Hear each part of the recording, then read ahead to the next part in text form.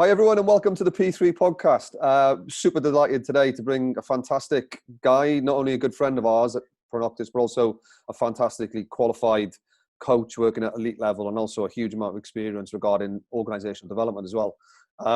He's currently the head coach of the Paracanoe sprint team, which obviously has just gone through a massive wave of change in terms of targets, with Tokyo slipping nearly 12 months or so. And I think he's going to bring a huge amount of experience and theory and knowledge that we're going to learn loads from. So without further ado, Scotty Simon, thanks very much, mate. Thanks for joining us here on the P3 podcast. Thanks, Phil. Nice to see you again. It's been a few years. Looking forward to it. Yeah, it's been a while, and congratulations, mate, on all your achievements. Really, chuffed for you and proud of you. And the content you're going to provide today is really going to resonate with our listeners. So thanks, mate. Much appreciated. Right, so Scotty, what people won't know is they can Google you and they'll find out everything you're doing around, obviously, the Paracanoe scene, and the fantastic role within that as head coach. Just to set the context and the background a little bit, could you share a little bit about your personal journey from where it all started regarding coach development and personal coaching, and how you got into this current role? Because I know there's a lot of key steps in there, isn't there? And there's some key incidences and situations, if you don't mind sharing. Yeah, well, it's a long and varied story. I suppose I'm in my second professional career now. Did 20 years in the RAF, working in a very similar field to yourself. Got broken, and then I finished that, and then moved into, well, just really fortunate, right place, right time, and then moved into high performance sport, really. But I guess there was a little bit before that as well, where I played professional rugby for a little bit. Got broken there as well, so there's maybe a theme. But on reflection, many years later, I think those early sporting experiences have been really impactful and really powerful for me, more around my coaching and leadership philosophy. So some of the negative experiences that probably happened there, I've been able to utilise in a really positive way now. And so I think, yeah, just mention that piece as well, because I think it's really fundamental to who I am, where I've got to, and how I've ended up here. So when you're saying you got broken a couple of times regarding rugby, and I'm guessing the other one was the military, can you just give us a bit more information on that, if that's all right? Yeah, so initially I was kind of in and out of international squads, really, at various different age groups within the rugby space. And then I broke my neck, really, and that stopped that career.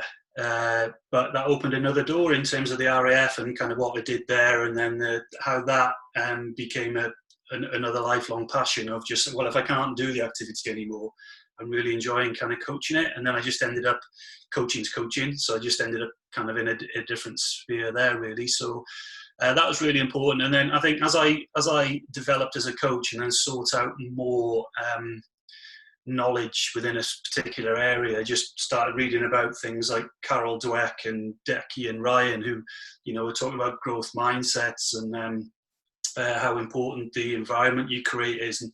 And basically this person from Stanford could have been writing about my journey.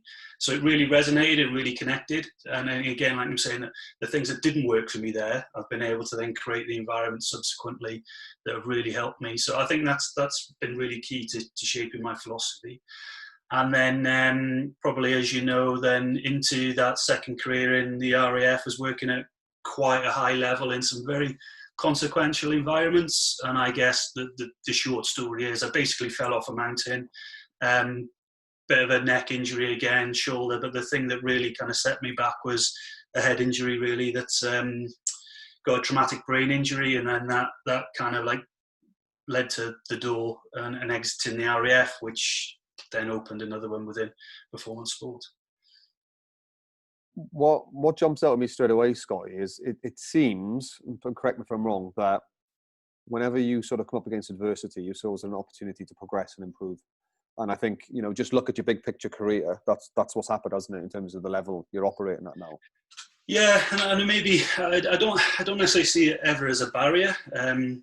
Like, I've never announced my international retirement either. So if Gatland's watching, I'll be available for New Zealand tour 2020. I just see it as just like, right, well, this is an issue. I need to overcome that and kind of start cracking on, So sport, coaching, setting targets, goals has just been like really key in me doing that, really. Perhaps a coping strategy, perhaps that's who I am, but just chunking away, and seeing that gradual improvement's been really important to me.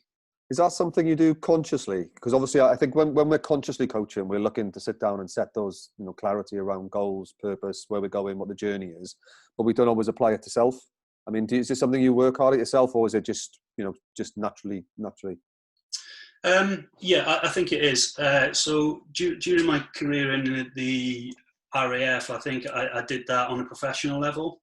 That became the thing that I threw myself into. So it was never a box ticking exercise. It was more about how can I develop experience and expertise within the area that just led to qualifications or whatever else kind of come in.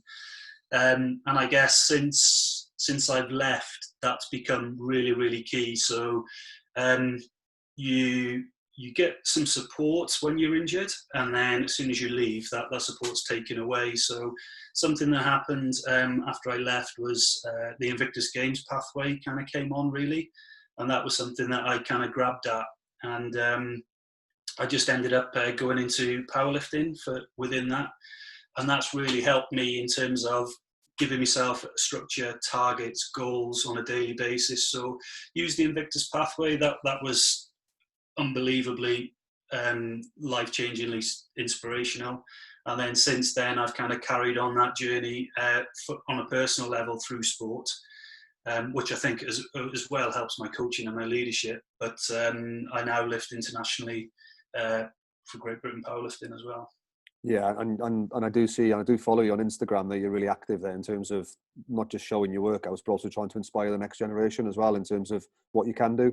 Yeah, and I think that's been really key. You talk about the present situation, COVID we're in just now, where everybody's goals have just gone, where actually. That's really helped me to at least set, in the absence of some competition goals, I can set some personal ones for this month, next month, whatever, and I can still keep that structure, clarity and progression going. Yeah, great stuff. I can see you're really active, which is great to see. And also, just for the people that maybe are not familiar with the Invictus Games, can you just give a quick overview of what that is and what it's for?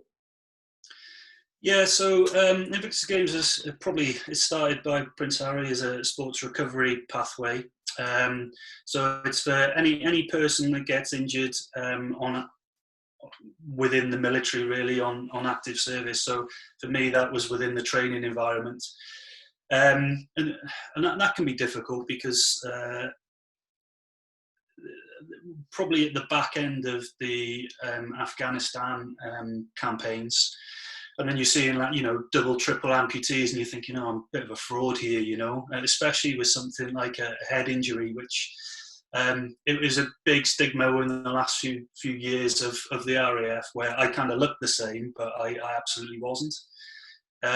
So you kind of overcoming all those, but basically what it does, it's a rehabilitation journey, and it just helps sport put people's lives back together. And you've got, it doesn't necessarily, it is a high standard in some areas, but in others you could have somebody who's just lifting the bar, so you could somebody who's like pushing 200 kilos and somebody that's 20 kilos. So you're getting an elite end, and just it doesn't matter. It's about personal goals and overcoming barriers and setting them back onto a more positive life. So that's what it's for. I can imagine being in the environment during the time of the Invictus Games that the esprit de corps is incredibly strong. It must be a special place. It was overwhelming. Never professional sports, whether that's Paralympic, Olympic, professional rugby, I've never felt anything like that before or since. But it wasn't just the British team either. It was just like you got into the environment and you had a global cohort of 500 athletes who all of them, that esprit de corps it's indescribable, really. And you felt yourself almost like, well, I did a few times, like just becoming overwhelmed and bursting into tears just with, I don't know, just the amazing, elative, I can't describe it. It was just something different. Yeah, it's quite clear that is, and I think when you've gone through something like that, people do say you're left speechless, and obviously, many years later, it's still hard to describe because it's an internal feeling, isn't it? Internal feeling. Yeah, and you come into like a an opening ceremony or something, and you get off a bus and there's like 20,000 people all going absolutely crazy, but in a really positive, super supportive way. And it, we'll go to a rugby football match and it can be a little bit tribal. It's them and it's us. So you'll get people cheering for you and people booing against you. But there, it was just everybody was just for you, and it was just really, life changing, really. I remember, I don't know if it was the one the Invictus Games you competed in, but there was a snippet on the news with Mark Ormerod, probably one of our highest profile sort of Invictus Games competitors. I think it was a swimmer. Was this the one you were in? It was a swimmer who was trained for years to this race, and there was only 2 people in this category, and the other person was ill or sick, so they couldn't race. So because the rules said you need 2 people to race for it to count, Mark Ormerod climbed out of the stand to go and race this guy in a race he'd never competed in before. I think it was like the butterfly, just to make sure this guy had a race. And I think that just sums it all up, doesn't it? Yeah. There's so many examples. Yeah, so many. Yeah, it's fantastic that. Okay, so going into your current role then, can you give us just a description of what your current role is regarding Paracanoe? So I'm the head coach of the Paralympic Programme now. So it's a world-class programme, lottery funded, amazing to be supported in that way. But I'm responsible for all levels and aspects of performance, from technical coaching right through to sports science medicine and the holistic development of the athlete and the staff that kind of comes with that. So that's what I do day to day. And then at major championships and the Paralympic Games, I work in a slightly different role. I become what's called a team leader, and all areas of performance and delivery of that performance becomes my responsibility. So very, very busy. It sounds like that's a big busy role. And I think that, the people listening at home, they're probably used to seeing that, 2 or 3 week competition on TV at the Olympics, but they don't see the amount of work that goes in getting, never mind the athlete, but the team and the equipment to that. And before we come on to talk about Tokyo and obviously it's slipping, can you give us a little bit of flavour around, the 4-year cycles? You've obviously went to Rio 4 years ago. Can you just paint a picture of what that's like to be involved in? Yeah, so Paracanoe debuted in Rio in 2016. So that was our first event, our first games. And Great Britain Paracanoe team absolutely smashed it. So we had 6 events kind of come in there, and we medalled in 5 of those. And our 6th athlete delivered a lifetime best. So we absolutely beyond all expectations. So you'll kind of come out of that, and year 1 of the Tokyo cycle would have started in 2017. So you kind of cross your fingers, you hope UK Sport give you the funding you need to achieve your ambitions. There's a little bit of sitting on eggshells there till all that's confirmed, and then there's a huge strategy development piece that's kind of put in place across that 4 years, and then you kind of get on with it. So year 1 will be generally rebuilding, and then it'll be refining. Year 3, which we would have been in 2019, is about qualification. So that becomes probably the most high pressure pass-fail year within the cycle, because you're either getting to games or you're not. And then games then just becomes, you could argue that that's slightly easier because the hard work's now been done and it's just about going and hopefully collecting. So it's a very simplified view of the 4 years, really. So again, I'm sure a lot of our listeners haven't spent much time around sort of Paralympian sort of athletes and the conditions they have. What sort of challenges are these racers up against? What do they face? Well, I think that one of the fantastic things about canoe is that as soon as you sit in a canoe, it's kind of normalised. So there's 10 different classifications across all of Paralympic sport, and our athletes classify in 3 of them. So you'd have to have a loss of function through a spinal cord injury, for example, a loss of limb, or a loss of range of motion within that limb. So you could have, a fused ankle through to an amputation through to a spinal cord injury. So they're the three main classification impairment types that we utilize. But I think once again linked to your kind of like leadership and coaching philosophies, you kind of, an athlete's an athlete, they need coaching. You just see it. It's probably more obvious that we're individuals within Paralympic sport, because there's a more obvious piece that is or isn't functional. But actually, if you start to strip that down to any of us, with different shapes, sizes, mobilities, fitness qualities, it's just about individualization. So I've kind of not really answered your question there, but maybe gone down a different track. But so really, it's just any of the challenges that we or any other athlete, I think, would face.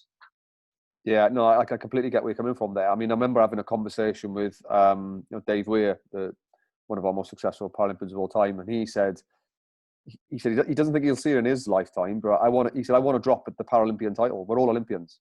He said that that's when you get equality. When we're either, he said, I'm not saying necessarily we have to be in the same venue at the same time, which is a hope and a dream of his. But at some point in the future, I'd like to think that we're just all Olympians. To the point where it's in his brain now that he's starting to dislike the term Paralympian. Yeah, and you can.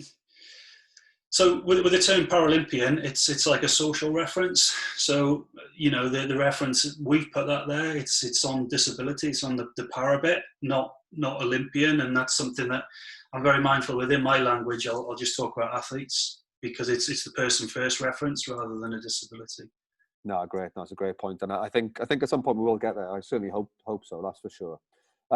So let's bring it back onto the present day then. I really want to talk about leadership and coaching and the leader as a coach and vice versa later on. But before that, the last few weeks must have been a bit manic for you, obviously, with COVID coming out and dates and goals and training programs all changing. Can you give us a little bit of a flavour of what it's been like? Yeah, I think it's been particularly crazy for anybody within a leadership position. There's probably a little bit for us as well that further complicated things. So I don't know whether you remember Storm Dennis. For those of us that are probably watching in the UK, but there was 3 storms on subsequent weekends that we had immediately preceding the COVID issue. And basically, what that did was that flooded our regatta course, which canoe, okay, that's fine. But what that actually meant was that there was something like 9 foot of water within our boat bays. So our entire training environment was completely flooded out. Disruption of training, rewriting of training plans, rushing around to try and rescue boats so they didn't get crushed under water pressure. So we had a real crisis into a real crisis. But with the floods, I'd take that anytime, because at least you know what you get in and you can predict water kind of going up or down. With the whole COVID thing, it's not been predictable. I think there's some massive learning that will really help, organizational development and leadership that will probably come out of this when we've all got time to reflect and pause. But anybody who successfully navigated this, I would give a job in a heartbeat, really, kind of going forward. But the big thing for me has been, it's just been so fast moving that by the time you've kind of like understood the situation, made a decision, and communicated it, that decision has no longer been valid, because it was like 4 hours, for example, and that decision now out of date because government advice has changed or something or another, So I think that's been the biggest challenge, and now we're just into this almost fallow period. We're just waiting for lockdown to end, and then we're into that other stuff that we just talked around, goals and things like that, where all of that's been taken away. Yeah, and I think what you were talking about there regarding, the speed of communication. I think a lot of the organisations, certainly we work with, some of them are not that brisk, shall we say, or swift to communicate. I mean, we're talking 2, 3, 4 week lag. It's got to go through the red tape, go through all the channels, get signed off, and then it's got to get positioned with a communication piece. And then all of a sudden, because the person who's actually sending it out doesn't have the full context, it still goes out. Yeah. So they haven't got the big, full strategic picture. And we talk a lot about working agile and being flexible with our approach within leadership. And I suppose that's what I'm seeing. I'm seeing the leaders that are flexible, agile, and to be honest with you, the ones who invested in their personal development. They've got high levels of self-awareness. They understand what their strengths and their weaknesses are. They're standing up as a leader rather than taking a step back. And they're leading through emotional intelligence regarding, first off, let's check everybody's okay. Let's check in with them. Let's not worry about the stock market's crashing. Let's not worry about that, because that's not going to go away. We'll have to sort that out. But let's just pick up the phone on a humanistic level and say, hey, how are you doing? How are you settling in? Is everything okay? Is that something that you guys were onto? Yeah, it became massive. So very early on, it's all about performance, and that's your first level really within world-class programs. Does it make the boat go faster? That's what we're going to make a decision around.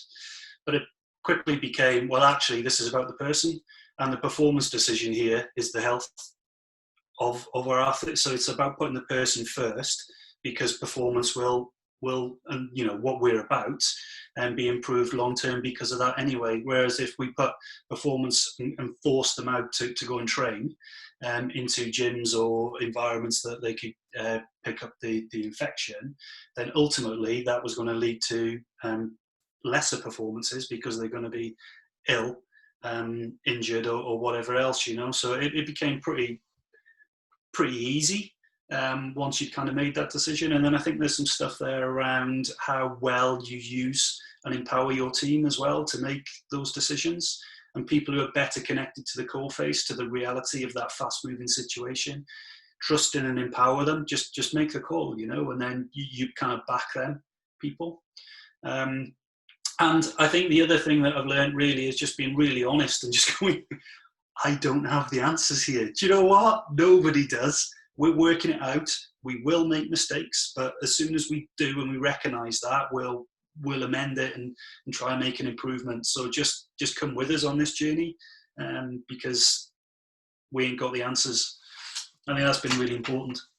Yeah, it's that transparency, I think. And I understand, obviously, there's big strategic stuff sometimes you can't share because for whatever reason. But when the day-to-day running of it, the day-to-day conversations, just having that ability to be a little bit vulnerable and say, I don't know either. I don't have all the answers. But what I will say to you is I'll have a conversation with you and I'll try and make the best decision if it's going to fall on me for the information I have right now. Because I think there's some strong principles in that regarding decision-making, isn't there?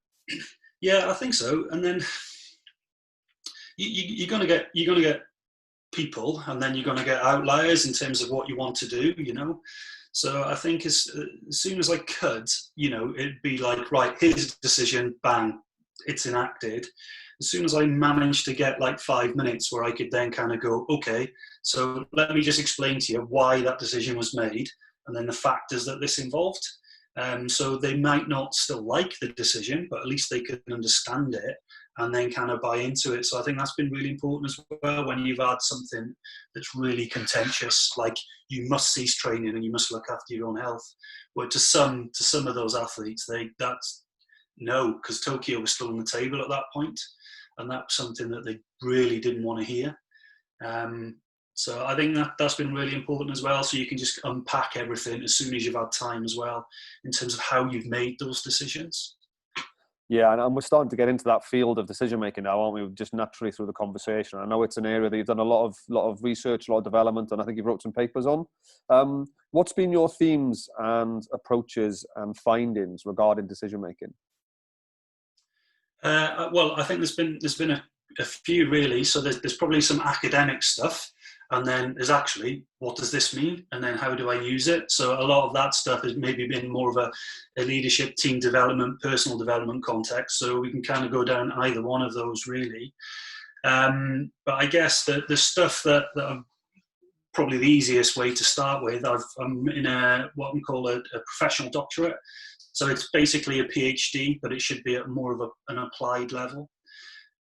So I'm just kind of writing up the thesis of that now, which actually this has given me a great opportunity, or an excuse that I can't kind of get out of in terms of doing that writing up piece.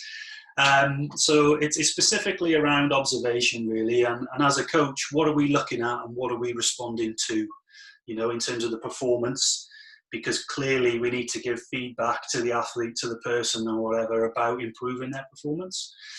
So going back to that military world, there was some stuff that we used to work through there around heuristics and how people would make decisions there. So heuristics is kind of like a rule of thumb, really, that we'll default to, that will fill in the blanks for us if we haven't got all the available information. But if you think of what's happening with the athlete in front of you, then how could you possibly know all of the pieces that's kind of going in there in terms of joint angles, speed, or range of movement? You know, a computer would struggle to do all of these kind of calculations, as well as the invisible stuff around like athlete intent.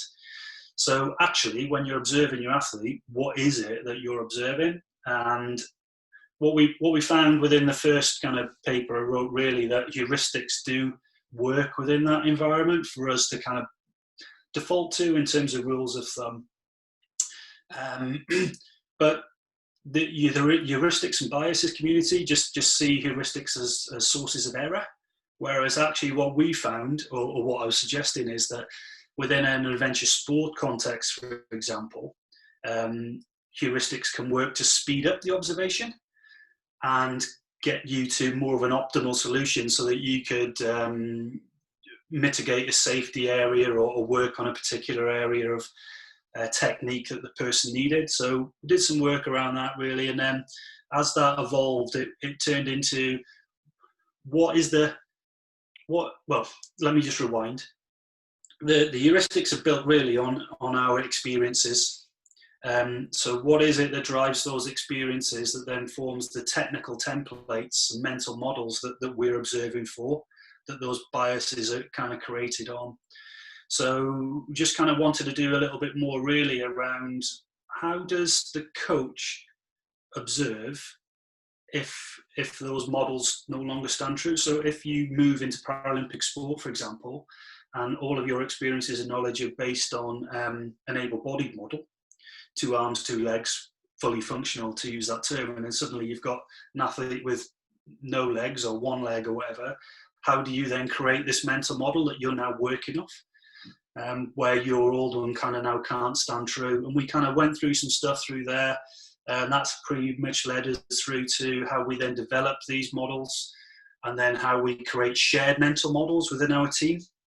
And that's maybe a really important factor that we can come back to in a sec, really, about coming from your personal experiences to actually we're all involved in the development of this particular goal, so we all must understand it. So speaking the same language is really important there, understanding the key tasks. And then how actually, where I'm kind of getting to now is how naturalistic decision making is probably really, really important, understanding that. So naturalistic decision making pretty much says, it explains how we make decisions in the real world with real-time pressures, with ambiguity, with uncertainty, you know, we're in right now, for example. But I'm specifically talking here within the moment, you know, no performance analysis, no GPS. I'm looking at you doing a particular skill, and then I'm kind of working off that, really. So how we make sense of what's going on. The person's situational awareness is super important, and how we maintain that awareness. And then there's some stuff there around pattern recognition and recognition prime decision making. So those 3 elements go to really make the naturalistic decision making. And then whether you're in a heuristics camp or a naturalistic camp, it's people will talk about intuition. They're just responding to intuitive, but what we're probably suggesting is that it's not intuitive at all. It's just ease of access of from memory at a subconscious level. You're just not having to go into the inner vaults and really, you know, cognitively think about it. It's just like it's there. So what we're responding to a lot of the time is recognition of patterns, for example, that are built up and stored in memory based on all of those experiences that we've had within our lifetime. I think you see that really commonly regarding what the neuroscientists would obviously say is the neural pathways, just that the pathways are used more, so they're a bit more easier to access that memory, that level of knowledge to be able to replay again. And that's why sometimes, I suppose, as a trap for some coaches, you always try and solve a similar problem with the same solution because it's worked in the past. Is that something that we're getting into there, we're talking about? Yeah, exactly. And then if your similar solution no longer applies because we've only got one leg instead of two, then you're into a trap, or you're coaching what you've done in the past, not necessarily what's needed now and in the future. I think there's also some stuff there that if you know this, then you can set up your environment to help support you. So how do you get check and challenged as a coach? And then again, in terms of the leadership, the philosophy, the culture that supports that, really, how do you put things in place to allow that check and challenge to happen?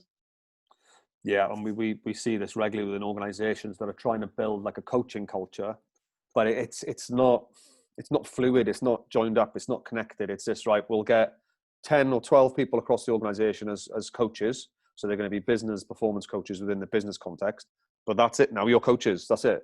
So there's not going to be any alignment between my language, and the way I communicate with you regarding that the coach development, that coach supervision, that continual loop. And I think it's always a question, isn't it? Well, who's coaching the coaches? Who's supervising and observing the psychologists and the therapists, if you like, if you want to go down that avenue? Because I think when you've got that open mind for learning, you should always be open to feedback. You've got to model what you're trying to portray. Yeah, and a great example of that is, you put half a dozen coaches, but it may be the same within business, experts. Let's just use that phrase. And then if you ask an expert to describe a particular thing, they will all probably have slightly different descriptors of the thing, or they will define the phases of that thing in slightly different ways. So a good example of that from kind of like the world I sit in at the minute, kayaking, you're obviously going to put your blade into the water and then you want to drive past that blade. Well, actually, once the blade, it's Newtonian physics, right? So once the blade's orientated and you put in force, every action equal and opposite. So that becomes the most important element in propulsing. That's a Welsh word, the propulsing. they kayak forward. But, there would be so many different ways in which the coach would call this thing. So it might be a lock, it might be a catch, and you're starting to talk across athletes and they're like, well, what's a lock, what's a catch? Are they different things? New practitioners, physiotherapists, for example, were coming into the team and they actually thought they were two separate things. And then again, in terms of the phases, certain coaches would describe it as tip of the blade touching the water to fully submerged. Others were from actually when you start in your air phase and coming down. So there was a whole heap of different descriptors. And then once you're trying to then create alignment in teams to solve a problem. So it could be that, you want your physiotherapist to help within a mobility solution, the strength and conditioning specialist to help strengthen that area. And then the technical coach is going to kind of work on putting it all together.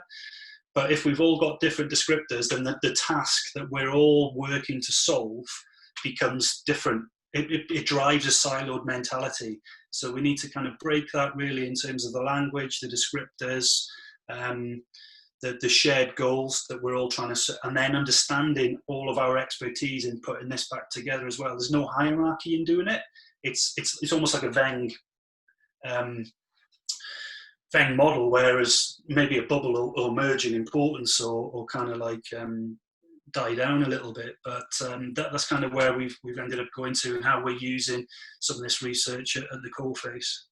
Yeah, you used the word I really like there, and this is probably one I use quite regularly. It's alignment, in terms of when we go into an organization and we're looking at, that initial consultancy phase, we're actually looking for where are they aligned and where are they misaligned.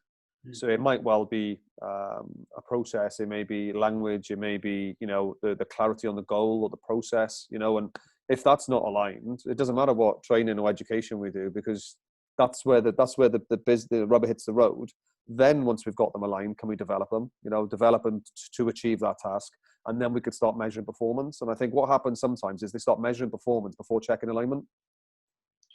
Yeah, or you want to...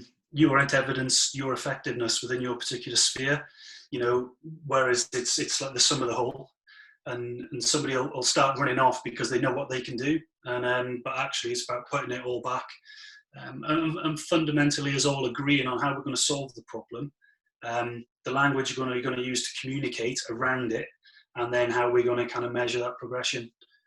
So you use the term problems there. I suppose, how do you look at different kinds of problems? Obviously, you've got like friendly and wicked and stuff like that. And do you literally have a different approach to each one you have?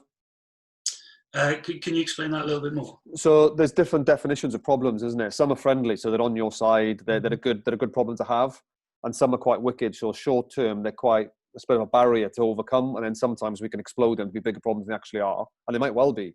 Because I think that feeds into your bias sometimes. If they're a wicked problem, sometimes we'll not look at them.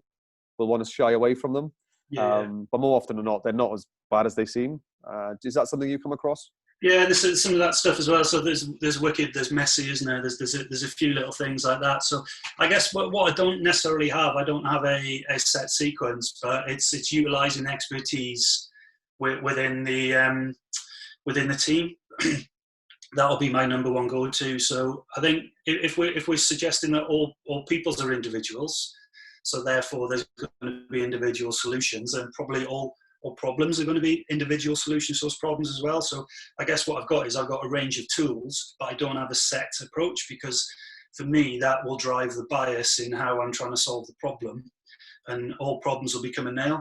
And I'll just take a hammer to them, whereas I'll try and look at them themselves.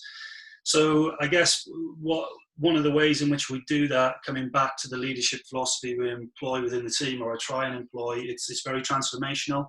I think, we did some great work, years and years worth of work in an applied environment within the military that we're kind of now bringing in as well. And I think that's been really, really useful for me.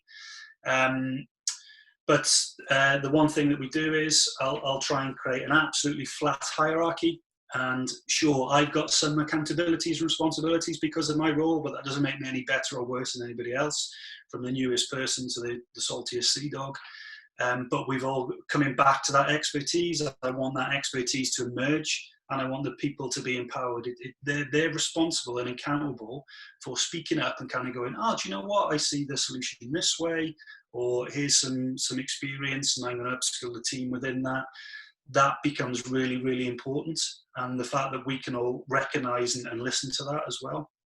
So that, I think that culture, that leadership philosophy becomes really important, and it becomes the bridge to bringing all this stuff together. So you've got your organisational decision making, you got your this, you got the other, but it's the culture that you create that levies that performance that becomes absolutely critical. And as soon as you start shutting that down, expertise gets shut down with it. Yeah, because it's that classic one of, well, what's the point? And you drive disengagement. People start looking elsewhere for employment. Or they're waiting to be asked, Yeah. or again, they go back into their silo or whatever else. Yeah, and what that does do is delays everything, doesn't it? It delays all your decision making because you haven't got all the information to hand, and then all of a sudden, you're not performing at the optimum level. And I think that's where sport is really clear. It's about making that athlete go faster, or improve, or do their personal best, or win a medal. It's measurable at the outcome. And I think business is 24/7, and it always moves and changes and churns. So that culture you're talking about, and that effective leadership. And I will say, you're using coaching language to deliver your leadership, it sounds like, which is a fantastic place to be. And it's probably quite a enriching working environment, I would have thought. Yeah, and it's probably that's probably a product of who I am, and all those experiences have gone to kind of create me. Which I think when I started off, I said actually I've had some experiences as a failed athlete, a rugby player, which have been really pivotal to let me understand now how I create conditions where people are less likely to fail, based on my applied experiences. So it's just getting the best out of people, however that might be. Yeah, absolutely. It's a huge crossover. And we also know that there's a time to be transactional in the moment, but it's normally for short periods of time when you just need to get something done. Yeah. And I think that's a really important point, Phil. And it gets lost, It's just like, that must be transactional. And sure, you might want to sit there for the majority of your time, but the last 3 weeks have told us, right, I need to make a decision, bang, it's done. And in the moment, in crisis, that's what people actually want. But then as soon as I can, like I say, all right, I'm now going to unpack that decision, explain to you why I've made it and how it was come to. So I might drop a little bit more transformational then to kind of like land that, I guess. But yeah, they're tools to be used, not, you know, and I think it's something that you see a lot in academia. It's this versus that, and it's actually, it's not one versus the other. It's like, it's on a continuum for me, and the things that we should and do need to utilize. Yeah, and I think that's the thing, isn't it? I think that, you know, in academia, a lot of it's science. They try and make everything black and white. Well, actually, in a lab or in research, you might be able to force it that way. But in real life, it's about the practical application of that into an art, and then being able to coach as an art. You know, you can have frameworks and structure and theory, but actually you're measured by how you perform in that moment. That's it, and I understand why that, you know, I've been through the process now, why that happens, because they're trying to measure something that is, you know, this is a new area of research, and that's the academic bit, but that's not how we use it in the real world, you know. So I think that's really important. It's just a big mishmash of stuff that I kind of dip into and out of these days. Yeah, and there's a couple of projects we're working on at the moment. And Jane, who's our psychologist that works with us at Pro-Noctis, she very much classes herself as a pracademic. You know, she's all about, yeah, whilst I've done all that and I still research and I love it, I'm all about the practical application. So there's that halfway house. And what we're talking about in depth at the minute is the leader as a coach. So we've touched on already about your personal style on there. But I think what it all comes back to is, you know, start off with self-awareness. Do you know yourself at all? Do you know where your blind spots are? Do you know where your strengths are? Do you know where your overplayed strengths are? Do you know where your weaknesses are? Because then once you start reflecting on that, you're modeling that learning behavior, that growth mindset you linked to there with Carol Dweck, but also you're creating more options for yourself, never mind everybody else that you're working with. And all of a sudden then, if everybody else is doing that, all you do have is a rich learning environment of options of working forward. Is that something that you would agree with? Yeah, massive. So obviously, you know, we'd have spent 20 years coaching and delivering and developing that in others within the RAF. But so there would have been a huge exposure to, you know, the whole psychometric stuff and all of that that would have been part of there. And then that's kind of carried on really within the high performance world. So it's still massively used. And then I think I'm really aware of myself these days. I think the head injury was kind of good in that it forced me to be really honest with myself and kind of where I struggle.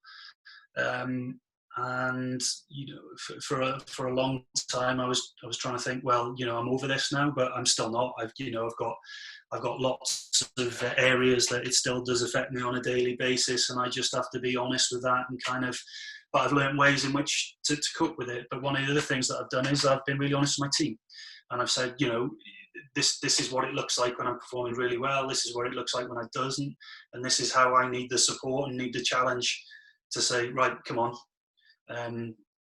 let's take some of this off you, you know. And a great example of that was last year we went out to the World Championships, Paralympic quota, highly, probably the biggest pressure of the entire Paralympic quad.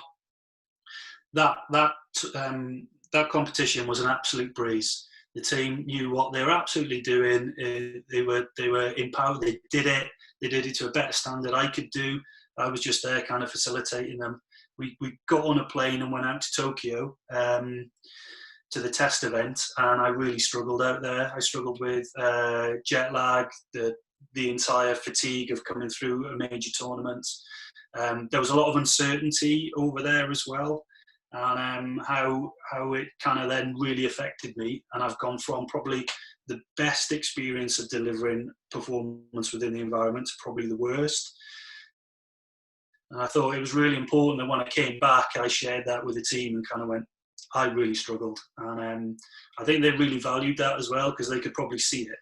And they now have permission to kind of challenge me in an appropriate way. Yeah, absolutely. Well, you're talking about but it helps me, Phil, you know, because I know that they've kind of got my back, and they can kind of look out for me, and actually they'll get more out of it anyway, because I'll be a more effective leader for it. Yeah, and it's all about that vulnerability, that trust, the teamwork, looking out for one another. You know, for whatever reason caused that, you know, you might have a team member and I'll go, Scott, you look a bit tired today. Do you need to get, you know, an early night? You're still looking a bit jet lag. There's no point doing a 14-hour day today. Or do you actually need to be, we're only warming up at the minute. Why don't you go and take yourself away for a coffee for half an hour? That's all that perfect team dynamics that create success. Yeah, no, I'm kind of pretty action-orientated person, So if there's any uncertainty, I want to move to action. It makes me feel better that I'm doing something. It could be just moving bags. It could be the most simple of tasks, but what that means is that it will reduce my capacity. And like you just said there, that they could just kind of go, just chill out. We've got this. Go and take 5 minutes, and then you can kind of come back. So I think it's things like that. And then I recognise that with myself as well. I get a little feeling here that I must act. Yeah. But again, that's your strength, isn't it? You are action centered. You like getting stuff done, and that's where you get your self-worth from. I do X and Y, and I get this result. But it doesn't matter what the result is. I can work off that, and I'll go again. When I'm not doing anything, it's really difficult when you're sort of that proactive, driven person to get stuff done. Yeah. But I think, So sorry, I was just going to say, coming back to that stuff earlier on, it's just it's for me, progress is moving towards a goal. However small or minor that is. So now I've understood that actually, from that Tokyo test event experience, that I was needing to move towards a goal.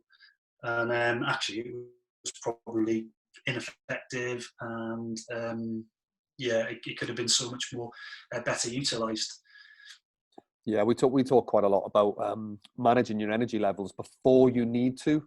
So we actually move it a stage further. You should always be managing your energy levels, because I think take people out of the sporting context, the day-to-day living, we end up borrowing energy, don't we? I'm sat here with a coffee now, and that gives me a little kick in the morning, and then we go again, and I'll do some exercise, and I'll have another coffee after, and I'll watch TV tonight, then I want to absorb stuff for personal development. That takes its toll on you, with everything you're doing.